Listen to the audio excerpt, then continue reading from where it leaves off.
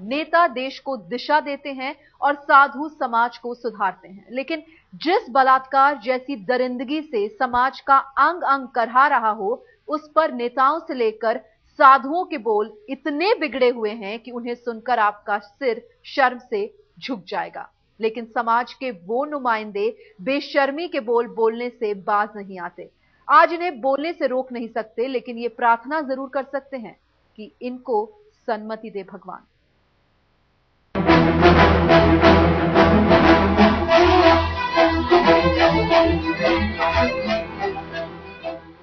वो खुद को धर्म गुरु कहते हैं, लेकिन जुबान खुलती है तो शर्म की सारी हदें छोटी पड़ जाती हैं। अपने सत्संग में पहले तो दिल्ली गैंगरेप शिकार लड़की पर ही उंगली उठा दी, फिर चोरी के बाद सीना जोरी वाले अंदाज में मीडिया पर पिल पड़े।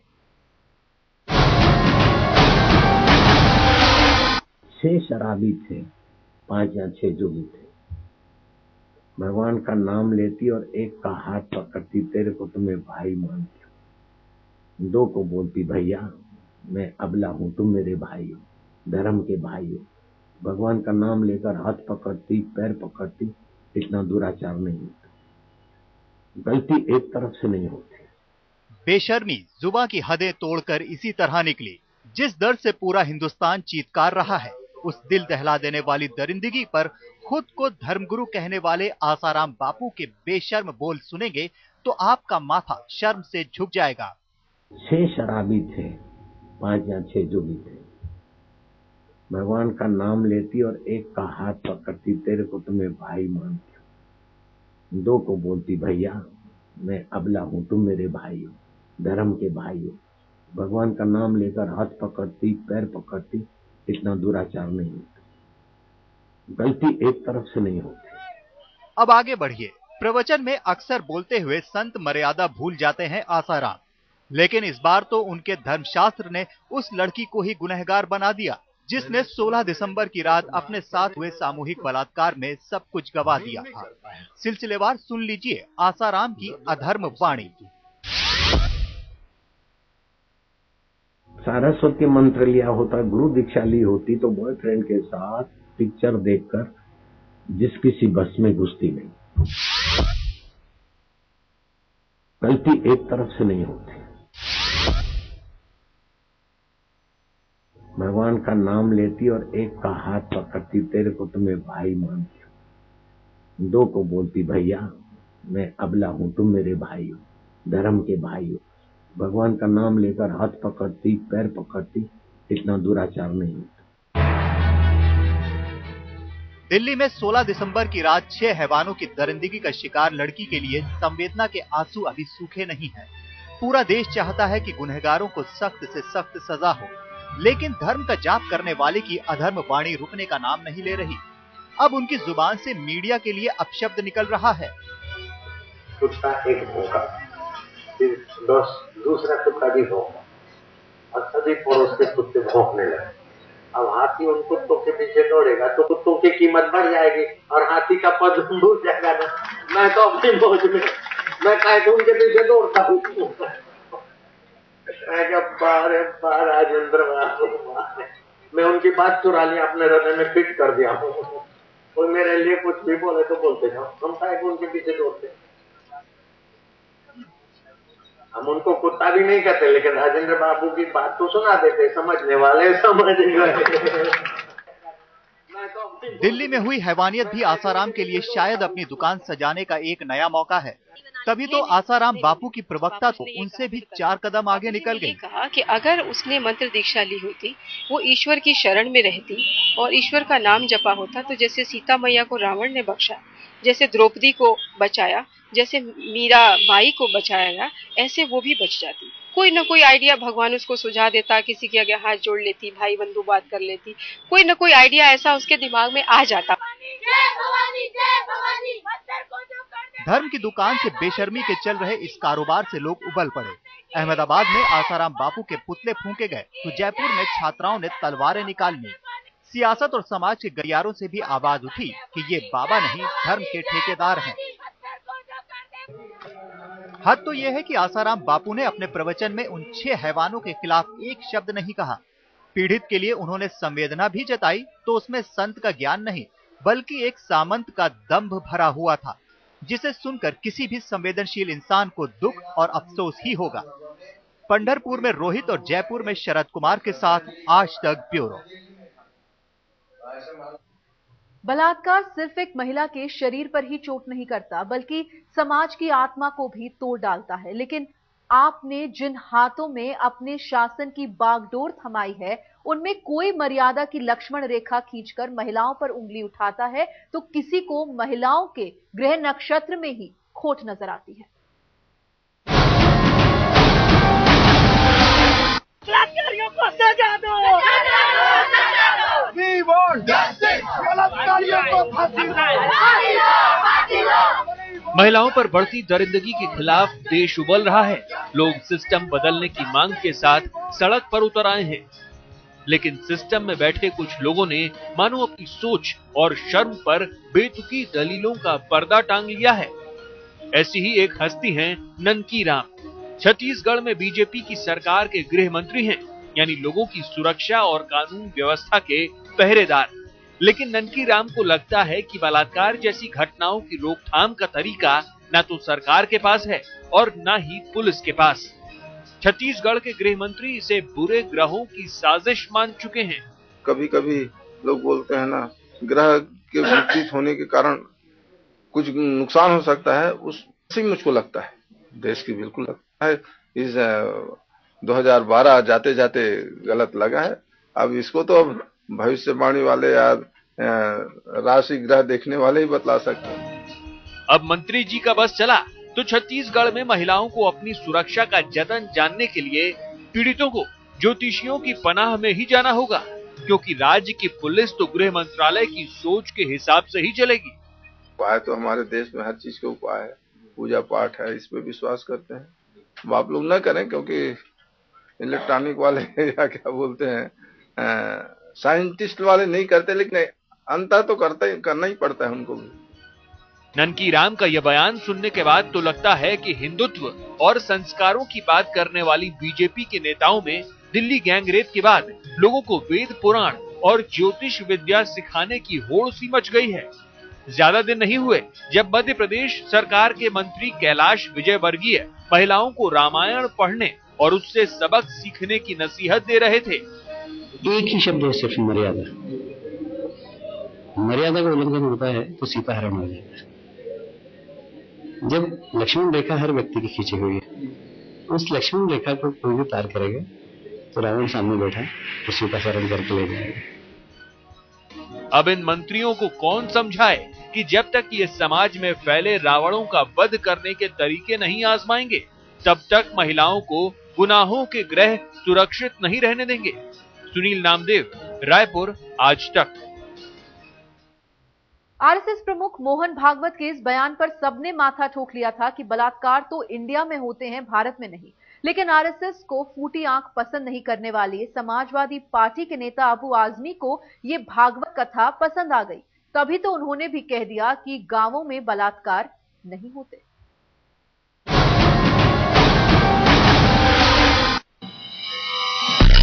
ये अनुशासन का पाठ पढ़ाते हैं, खुद को सबसे बड़ा राष्ट्रवादी संगठन बताते हैं, अपनी लाठी को समाज की कुरीतियों और गंदगियों को दूर करने का अचूक साधन मानते हैं और इनके सबसे बड़े प्रमुख की जुबान से निकले शब्द इनके लिए ब्रह्म वाक्य होते हैं।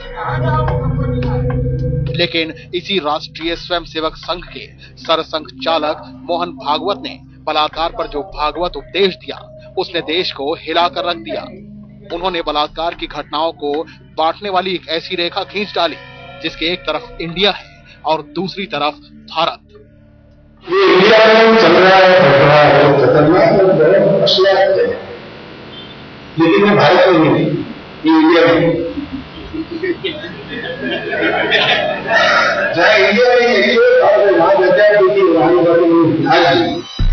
इस भागवत कथा को सुनकर आप भले शर्मसार हो गए हों, लेकिन संघ के प्रथम पुरुष पर कोई असर नहीं हुआ।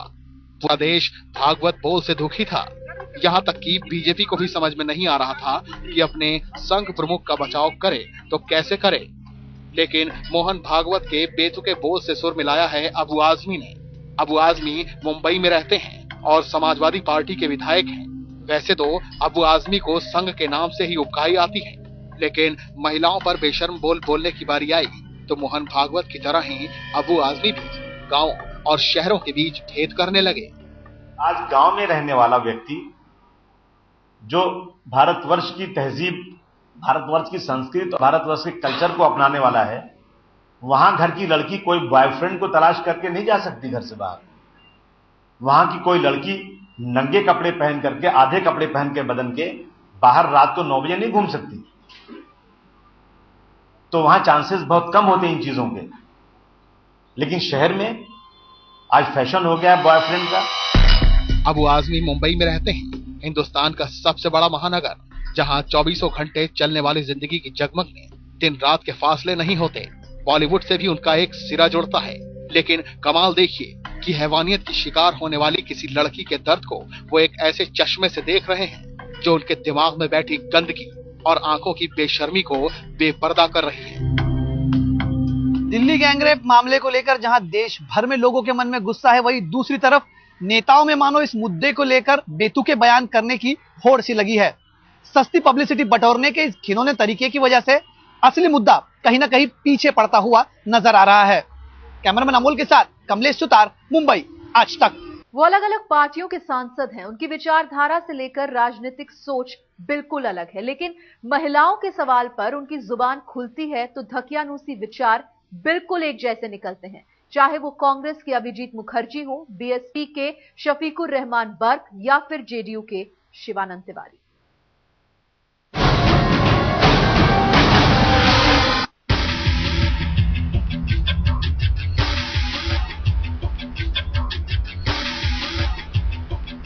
दिल्ली गैंगरेप के खिलाफ ये जनाक्रोश खुद ब खुद पैदा हुआ।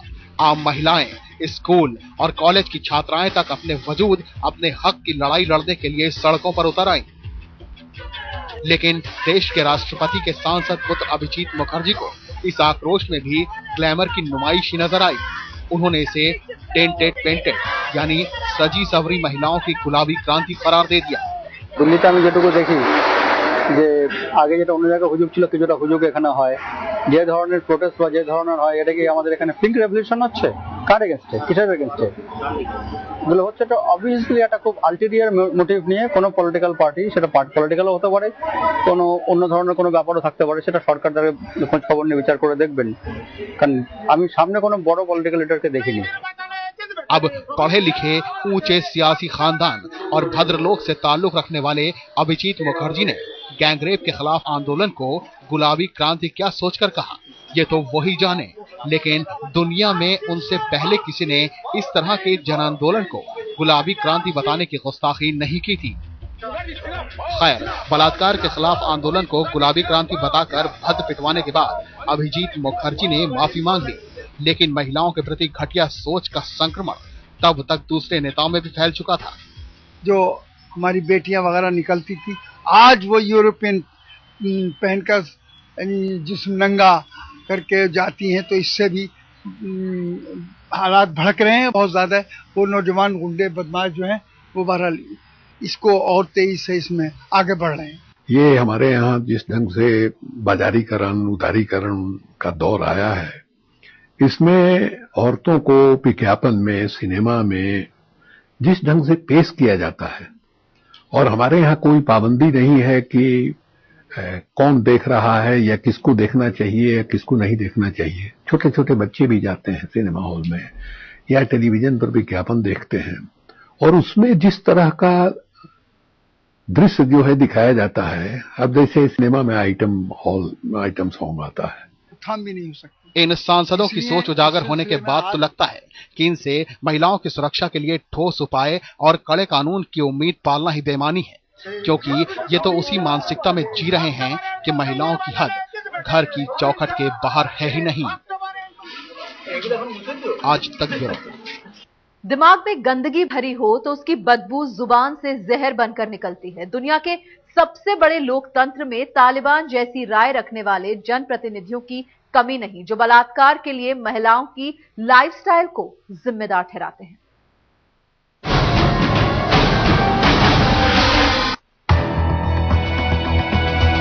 दिल्ली में चलती बस में 23 साल की लड़की के साथ गैंगरेप करने वाले इन 6 दरिंदों की सिर्फ सोच एक जैसी है।